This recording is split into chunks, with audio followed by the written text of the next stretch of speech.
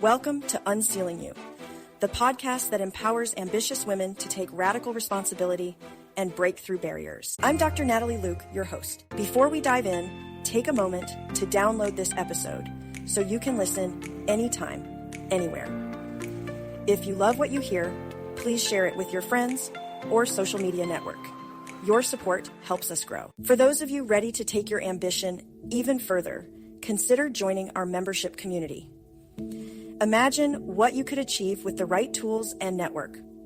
Our membership unlocks early episodes, practical workshops, and direct connections with inspiring leaders. Head to the show notes to join, download, or share. Now, let's get started with unsealing your potential and watch the ripple effect unfold. Introducing Robyn Parrott, a trailblazer in women's leadership and an inspiring force in the realm of business strategy through the power of imagination. Robyn is a registered respiratory therapist and the visionary president of Sleep Solutions, Home Medical. With a career in home care that began in 1986, Robyn has dedicated her expertise to sleep therapy, pioneering solutions for both adults and children. Driven by the unmet need for specialized pediatric sleep apnea care, she founded Sleep Solutions, Home Medical, where her leadership empowers a dedicated team, including her two daughters, Katie and Kirsten, who play an integral role in the company's success. Robyn's work is fueled by a deep commitment to empowering women in leadership, a mission she fulfills both within her business and beyond. Outside of her professional achievements, Robyn enjoys playing tennis, exploring new destinations on family vacations, and spending time with her two dogs, Piper and Louie, who bring joy to both her family and her company as Sleep Solutions' beloved mascots. With that introduction, let's get started. Hey, Robyn, I'm so happy that you can join us and tell us your story. Good morning. Good morning. You and I have been friends for a lot of years, Yes. playing tennis. I love your leadership style, and I also love your story, and I wanted to share it, well, actually learn more about it and share it with the rest of the world. So where I'm hoping that we can start is you are a CEO of a company that you've started. How did you come to decide to become a CEO? What was that story that caused you to transition from where you were to where you are today? I could make this a really long story, but I won't.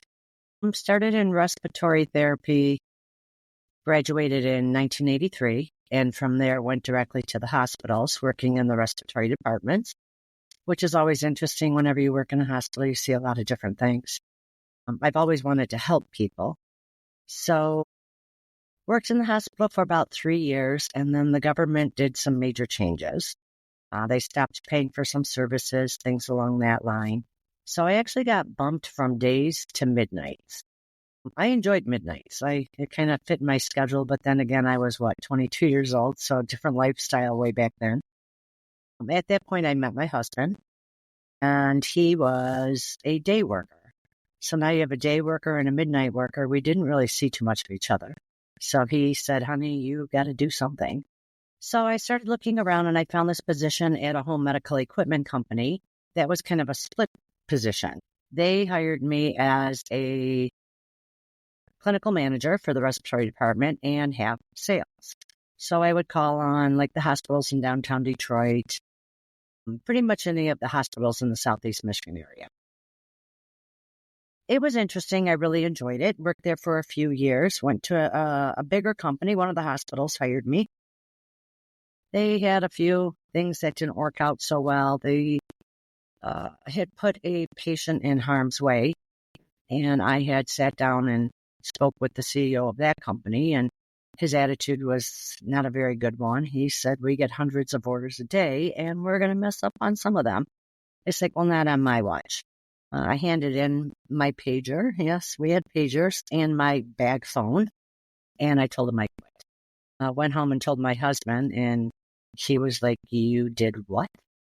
But it's worked out then. I took a little sabbatical. I had a girlfriend who had some medical issues, so I helped her run her tubby sub shop for 6 months. That was interesting. I enjoyed it. Something totally different. And then from there, Children's Hospital had asked if we would start a sleep lab for infants. So I opened up Michigan Sleep Consultants at the time with a fellow neurologist, and we worked together for about 3 years.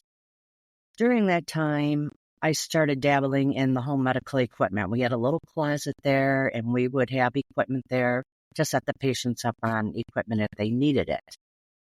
Moving fast forward, we sold the business to him, and that's when Sleep Solutions came to be. We found a little office space at 10 and Mound, and here we are 27 years later, going from 2 employees to almost 30 employees.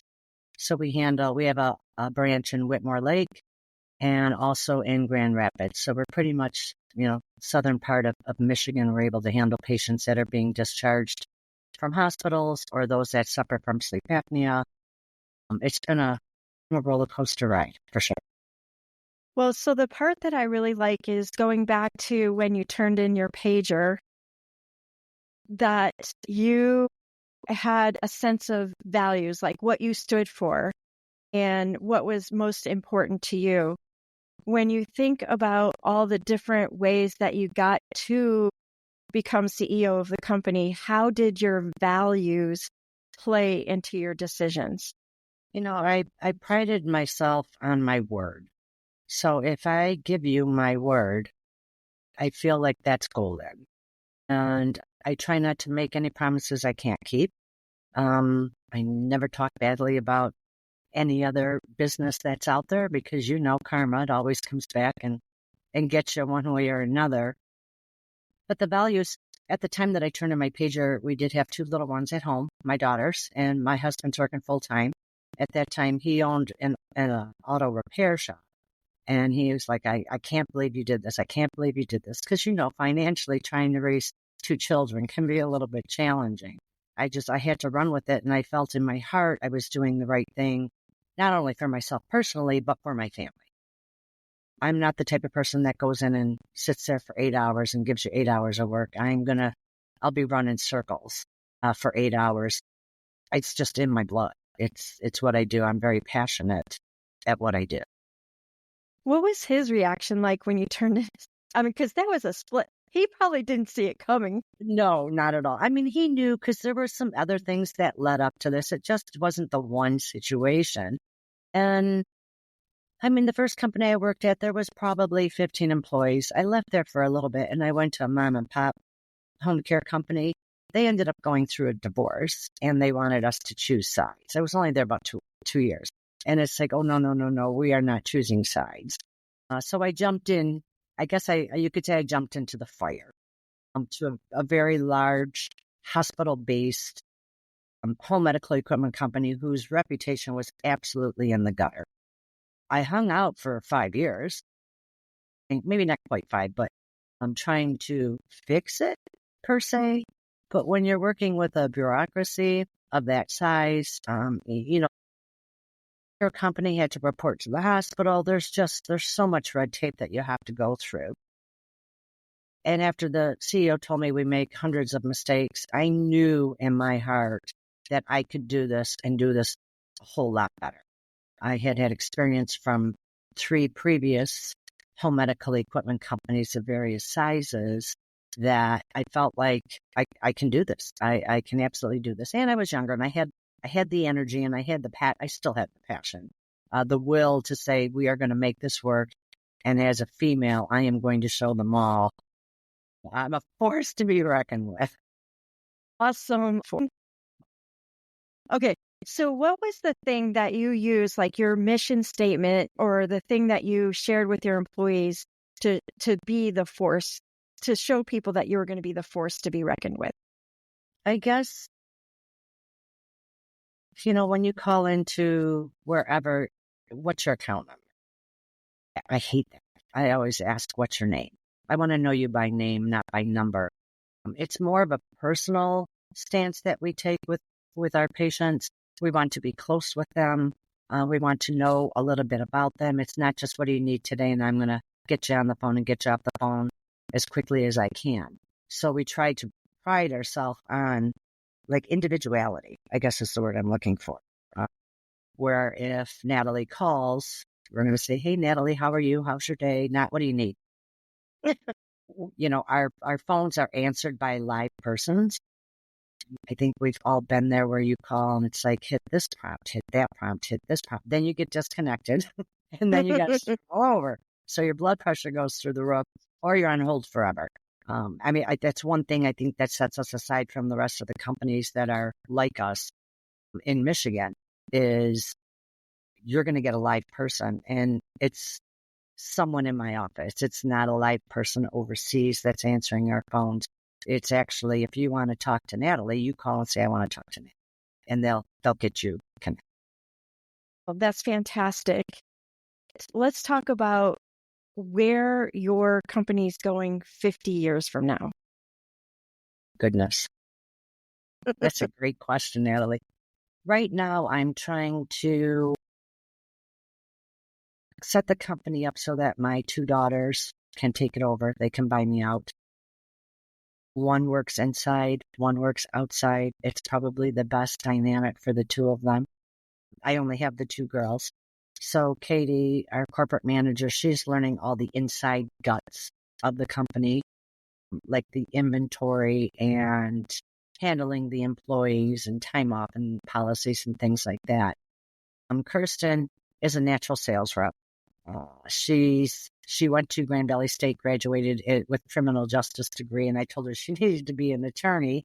She's like, no, Mom, I want to work for you. And I'm like, oh my gosh, 3.5 years of college that was paid for, and now you're going to come work for me, which is fine. And I'm like, well, why don't you go be an attorney or something? But she came in and jumped into our sales team.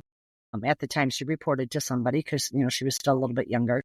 She did take some sales courses, so she just became somebody to really watch. She knows her stuff inside and out. Does she get on the road and pound the pavement every single day? No. But that's not necessary from a sales point of view. Like you and I are talking right now, we can do these type of meetings with anybody. I mean, if we wanted to handle California, we could with Zoom meetings and things like that.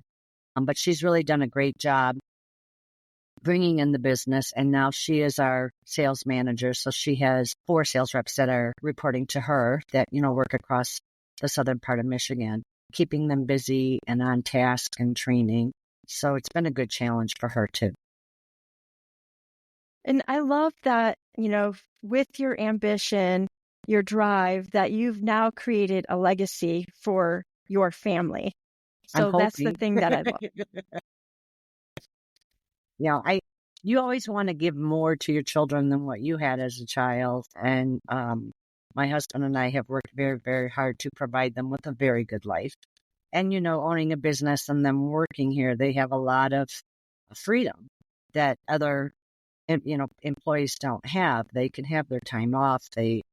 Whatever it is, their phone is paid for. Right. There's just a lot of things that go along with owning a business.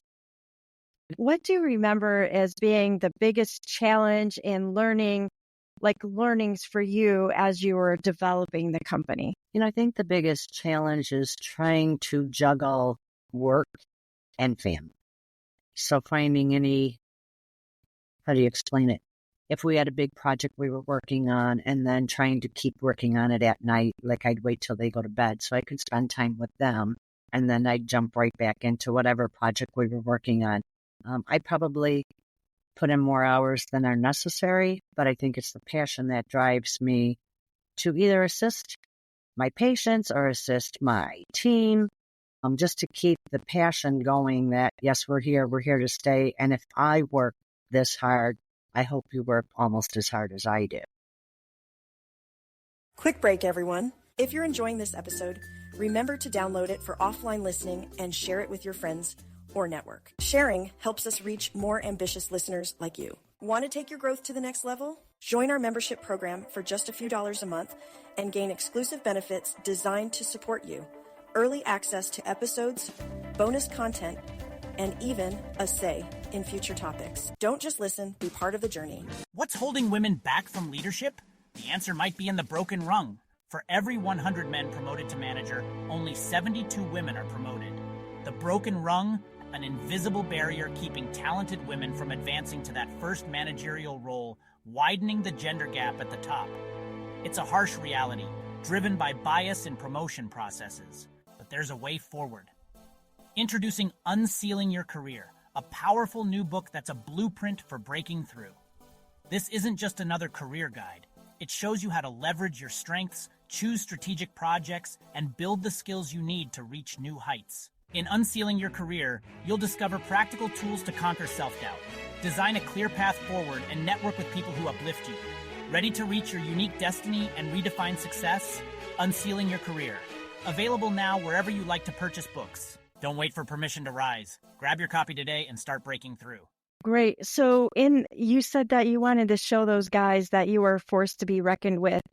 Did you see any evidence that they were like, my gosh, we're a little scared? I only know of one other female owner who has since retired, but you go to conferences and things along that line and, what do you do there? I said, well, I'm the owner. You're the owner. It's like a shocker. I think the biggest statement, COVID hit, and COVID was very, very difficult for us. When you look at the times when you could not go into a patient's home and we had to get creative as to how we're going to take care of our patients, teaching patients how to get on their phone for, FaceTime or something like that presented its own challenges. Dropping equipment off at patient's front door and then doing a FaceTime with them to explain how to use it. We didn't have to lay anybody off. We kept everybody busy, either working on side projects like a cleanup type thing. So that really was a saving grace. And then one of our manufacturers has a major recall going on.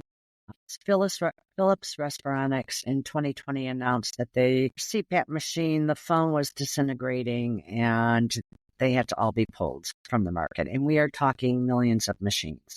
It really put us down a rabbit hole.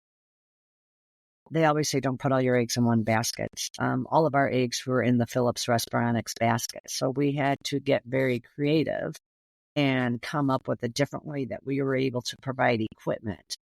A new manufacturer had entered the market, and I have known one of the corporate people there for quite some time. He left Philips Respironics and went to this new manufacturer. And he said, Robyn, I got you. He said, I know how hard you work.